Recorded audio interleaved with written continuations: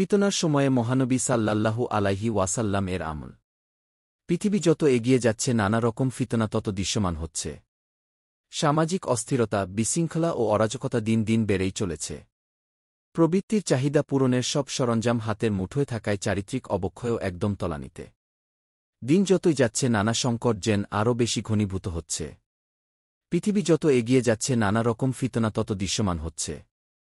সামাজিক অস্থিরতা, বিশৃঙ্খলা ও অরাজকতা দিন দিন বেড়েই চলেছে।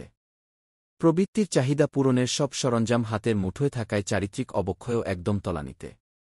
দিন যতই যাচ্ছে নানা সংকট যেন আরও বেশি ঘনীভূত হচ্ছে। তখন যদি কোনো ব্যক্তি তার দিন রক্ষার জন্য কোনো ঠিকানা অথবা নিরাপদ আশ্রয় পায়, তাহলে সেখানে আশ্রয় গ্রহণ করাই উচিত হবে। বুখারী হাদিস 3601। এই হাদিসের ভাষ্য থেকে স্পষ্ট যে ফিতনা মানুষের জন্য এক বড় সংকট। তাই ফিতনা থেকে আত্মরক্ষা প্রতিটি মানুষের জন্য অপরিহার্য। নিচে ফিতনা থেকে আত্মরক্ষার কয়েকটি উপায় তুলে ধরা হল। ১. ভালো কাজে আত্মনিয়োগ। সৎকর্ম বা আমালুস সালিহ মুমিনের অন্যতম গুণ। এই কর্মের মাধ্যমেই একজন মুমিন ফিতনা থেকে বাঁচতে পারে। রাসূল সাল্লাল্লাহু আলাইহি ওয়াসাল্লাম বলেন, আধার রাতের মতো ফিতনা আসার আগেই তোমরা সৎ আমলের দিকে ধাবিত হও। সে সময় সকালে একজন মুমিন হলে বিকেলে কাফির হয়ে যাবে। বিকেলে মুমিন হলে সকালে কাফির হয়ে যাবে। দুনিয়ার সামগ্রীর বিনিময়ে দিন বিক্রি করে বসবে।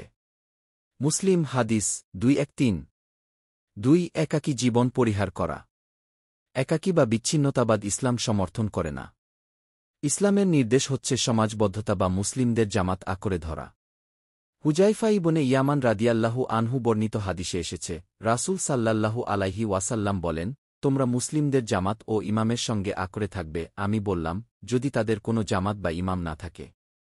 তিনি বলেন, তাহলে সেসব বিচ্ছিন্নতাবাদ থেকে তুমি আলাদা থাকবে, যদিও তুমি একটি বৃক্ষমূল দাঁত দিয়ে আঁকড়ে থাকো এবং এ অবস্থায় মৃত্যু তোমার নাগাল পায়।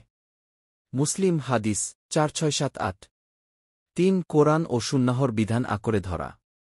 প্রবৃত্তির চাহিদা পূরণ ও যাবতীয় ফিতনা থেকে আত্মরক্ষার আরেকটি কার্যকর উপায় হল, ইসলামী শরীয়তের ২ উৎস কোরআন ও সুন্নাহর বিধানকে নিজেদের জীবনের জন্য অপরিহার্য করে নেওয়া। যারা ইসলামের এই ২ উৎসকে আঁকড়ে ধরবে তারা কখনও পথভ্রষ্ট হবে না। ইরশাদ হয়েছে, রাসূলুল্লাহ সাল্লাল্লাহু আলাইহি ওয়াসাল্লাম বলেছেন, আমি তোমাদের কাছে ২ বস্তু রেখে যাচ্ছি। তোমরা যতক্ষণ তা ধরে থাকবে ততক্ষণ পর্যন্ত পথভ্রষ্ট হবে না। তা হল আল্লাহর কিতাব এবং তার নবীর সুন্নত। মুয়াত্তা ইমাম মালিক হাদিস 1604। ৪. ফিতনা থেকে আশ্রয় চাওয়া। যে কোনো অকল্যাণ থেকে মুক্তির জন্য দোয়া মুমিনের অন্যতম হাতিয়ার। দোয়াকারীকে আল্লাহ ভালোবাসেন এবং না চাইলে তিনি ক্ষুব্ধ হন। তাই রাসূল সাল্লাল্লাহু আলাইহি ওয়াসাল্লাম দুনিয়া ও আখিরাতের সব ফিতনা এবং কবর ও জাহান্নামের শাস্তি থেকে বাঁচাতে এই দোয়া বেশি পাঠ করতেন। উচ্চারণ: আল্লাহুম্মা ইন্নী আউযুবিকা মিন আযাবিল কবরি, ওয়া মিন আযাবিন নারি, ওয়া মিন ফিতনাতিল মাহয়া ওয়াল মামাতি, ওয়া মিন ফিতনাতিল মাসিহিদ দাজ্জালি।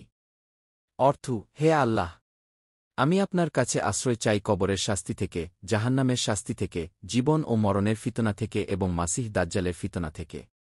বুখারী হাদিস 1377। মহান আল্লাহ আমাদের সবাইকে দুনিয়া ও আখিরাতের সব ফিতনা থেকে নিরাপদ রাখুন।